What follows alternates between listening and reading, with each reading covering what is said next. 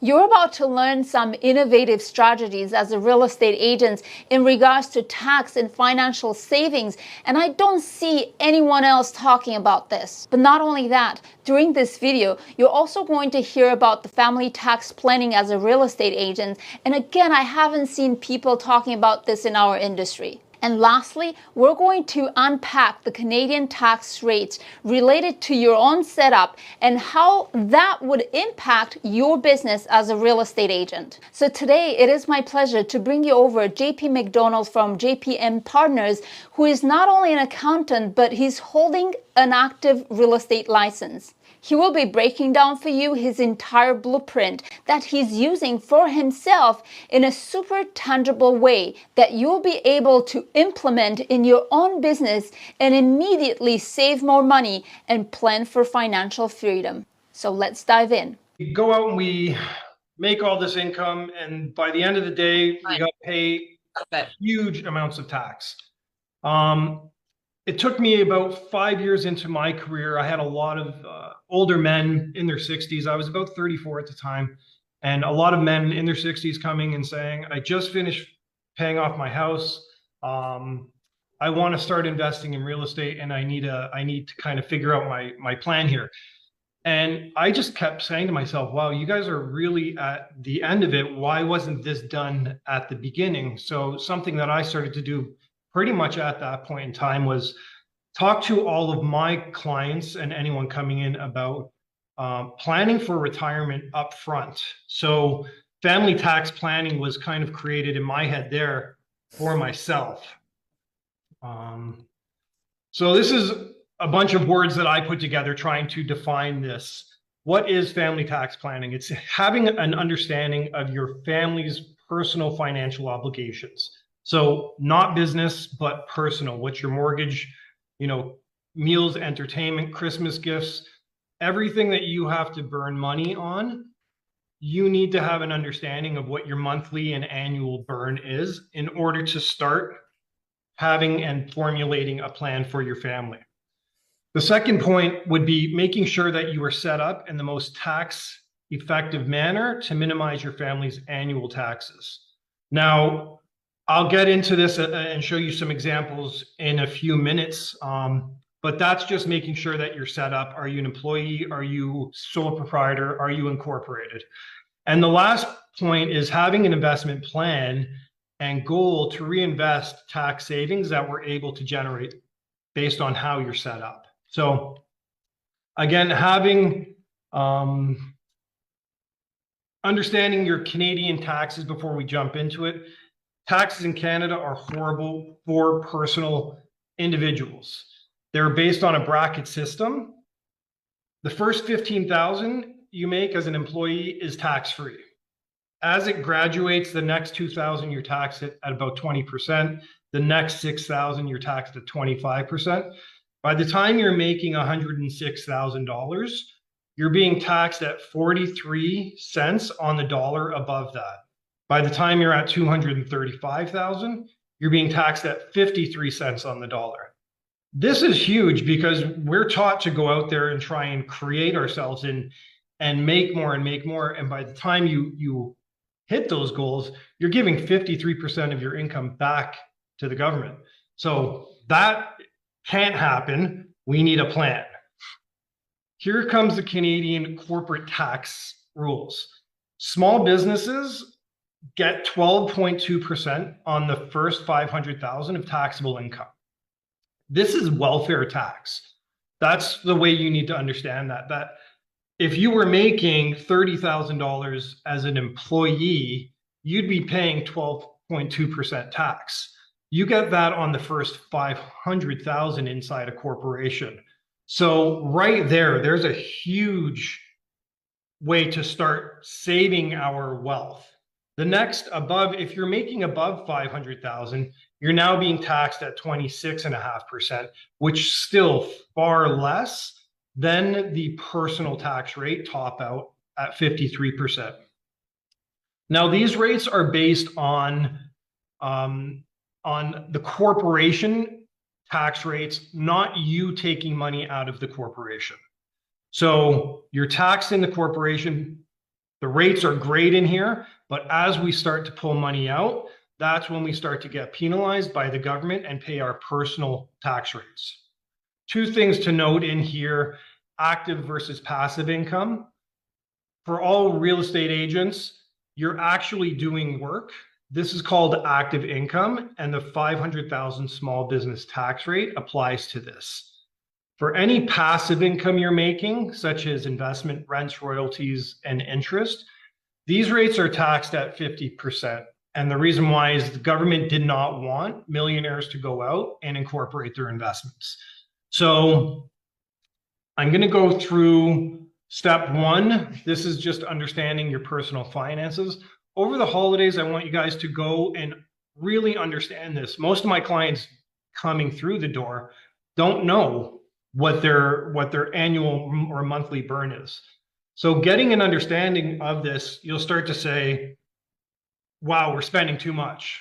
Knowing your numbers gives you insight into where we need to start cutting back, because as you can see, 11,000, and this is a pretty reasonable thing that my clients have, that it's a lot of money that's required, and 134,000 on an annual basis just to live is high amounts. So how do we get there? Step two is understanding, are you an employee? Are you self-employed? Are you operating out of a PREC? In these scenarios that I'm going to show you, scenario A, this is how we start to take money out of the corporation to pay for that 134,000, or not out of the corporation, but this is how we pay for it. So scenario A, spouse one has T4 income of 175,000. Based on that, they're an employee. They're going to pay tax of roughly 59,000. Spouse two has self-employed income of 180 less 30. Okay. The combined taxes of this is going to be 108,000. That is not a tax situation, or they're not set up tax effectively because they only need 134,000 to live. They have excess funds here, so they're overpaying in taxes. In the next scenario, spouse one has the same income, but spouse two has incorporated themselves into a PREC. What they've done here is they're now taxed and they're paying the 12% of the 18,000. Spouse two has decided to leave the money in the corporation and just pay themselves a $30,000 dividend. That 30,000 is to help bump them up to meet their family's obligations. So spouse one, they're an employee. There's not much they can do, but spouse two can now leave money in the corporation to save money in taxes and plan for retirement. Under these two scenarios, there's a tax savings of $30,000 right out of the gate. We'll take that a step further. Scenario C is spouse one, we've decided to max out the RSP contributions. So for employees, there's no tax planning that can be done. The only option you have is to invest in RSPs if you want to reduce your income. And is it a good idea? Well, you're generally making, if you're making 175,000, you're in the higher tax brackets. So you're seeing about a 46% return on your investment because your taxes are reducing right away. So in this situation here, the spouse one would invest 30,000 to RSPs. Their taxes would reduce by about 15,000. Spouse two would then take out a bit more to cover their personal obligations. The combined tax savings in this situation is $64,000. So you can see that scenario C will save you more than scenario 1 and 2, or A and B. Now, RSPs, knowing your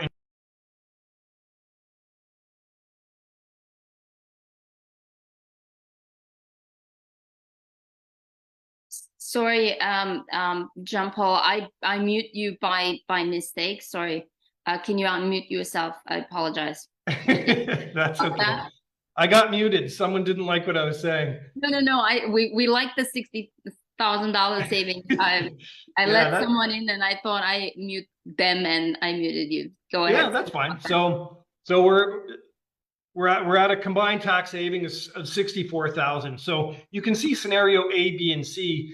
This is the exact same amounts required per family with the exact same incomes coming in, but the scenario in someone wants to invest in RSPs, or we have the use of a corporation, things really start to change. So for everyone listening in on this call, I would tell you that you're probably all, you even if you had the same amount of income and expenses and living costs, you might have different situations where you would require different plans. So knowing your investments, knowing your budget, the amount that you need, knowing your current situation, and knowing what investment strategy you want. Those are the key factors to decide how you can save money and put a plan in place for yourself. And to make it the simplest, leave your money in your corporations, take out what you need, and go invest in what you want. So one of the things in here, know your net worth. This is one that annually I always do. I know at the snap of a finger what our net worth is. My wife thinks I'm crazy for doing it, but it's a way for me to monitor annually where I'm going, setting my financial goals. You know, later in one of the next ones, we'll go over the investment strategy that we decided to go with, which was using the conversation that we're having now, but we decided to go with a heavy real estate portfolio investment. And that was our, you know, I put a goal in place saying that I wanted to be worth this much by this time in my life, and putting my tax savings towards that will get me there eventually. I think that's pretty much it for my conversation. Where are we on time? We're good on time, no worries. Okay. I think for sure people have some questions. Somebody asked how we can get the slides, if we can get them, and yes, we'll everybody that was on the call will send you the slides. I think I have a question for you since we have a couple of minutes before the next guest. If I'm making the same amount of money as I want to spend, is it worth it to be incorporated? Let's say I make $500,000, but I want to spend $500,000 that year, and I need to pay myself the entire amount of money of the corporation. Is it worth it to be incorporated? Okay, so it's a very good point. So one, the $500,000 that you want to spend, that's great. I spend all my money too, but what are you spending it on? Is it personal or is it investment? It's both. So that becomes the beauty of it. So yes, 100%. Because if you're saying that, look, I want to spend 200,000 on personal, I have mortgages, I want to travel, but I want to buy some investment properties. Well, the investment properties are not personal. That is where the savings can start to come in. So using other corporations and loaning money from your PREC to other corporations means that the money never touched your hands. So you're not taxed on it. So you're investing with pre-tax dollars. So now the question that I have for you, if I take that money and I invest it into buying real estate, wouldn't I have a higher mortgage rate because I'm a corporation buying? And wouldn't the capital gain be higher if I buy as a corporation at the time of resale? Well, capital gains, no. Capital gains, remember, if you have a capital gain inside a corporation versus yourself, the corporation pays tax at high rate. So a capital gain is if you bought something for 100, sold it for 200, there's $100,000 gain. 50% of that is taxed, so 50,000 is taxed. That 50,000 is taxed at the high rate of 50, so you owe 25,000. If you're an individual in your high income tax bracket, it's the same. If you're an individual and you're in the very low brackets, then it's different. So even if it's the same, I'll still go with incorporation because there's tax planning that can be done later down the road. Mm-hmm. Mm-hmm. Got it. That was the second part. What was the first part of your question? I can't remember. Okay. Oh, we can look at the recording. Yeah. But we have two questions here. If you're buying real estate, can you buy it through your PREC, or should you open another company for the real estate portfolio? Right. So real estate, PRECs are a very different corporation than normal. So everyone understands corporations were created, and I'm an accountant, not a lawyer, but I've learned a lot of law over the years. Corporations were created to separate individuals' personal assets and personal living from business. I shouldn't lose my personal assets because of a business venture. So it was created to strip out liability and to hold liability over here. The second part of a corporation becomes tax planning. That was created much later, and PRECs are actually all just for tax planning. They've lobbied, the real estate agents have lobbied for this for so long to say we're tired of paying such high taxes, but the liability factor still remains for real estate agents. So to hold in a normal case for my business, I would never hold real estate in my corporation. I separate. I have about 12 to 14 corporations between Andrea and myself, but I separate all of my risk. I might have one corporation that owns a couple condos. I have one that owns my building premises, one that owns my operating company, one that owns my cottage. I don't want certain things to be at risk. So I don't want a tenant. I don't want to own a PREC, have a rental property in there, and have a tenant sue me in there, because when they sue inside the corporation, they can sue everything in the corporation. Got it. So we want to separate our risks. So we would create, and we would just loan money over to a new corporation and then go there. And to go back to your original question, mortgage rates are a bit higher. But when you're pulling out $200,000 for a down payment on a rental, mortgage rates don't really come into play. When you're saving, 50% tax, you're saving 100,000. If I got to take 200 grand out to go buy a rental property, well, I'm giving 100,000 in tax. So now I only have 100,000. So I don't really care about mortgage rates that much when I'm saving that much in tax. Got it. There's another question here. Do the scenario changes if both spouses are self-employed? If you're both self-employed, then you have to look at your numbers.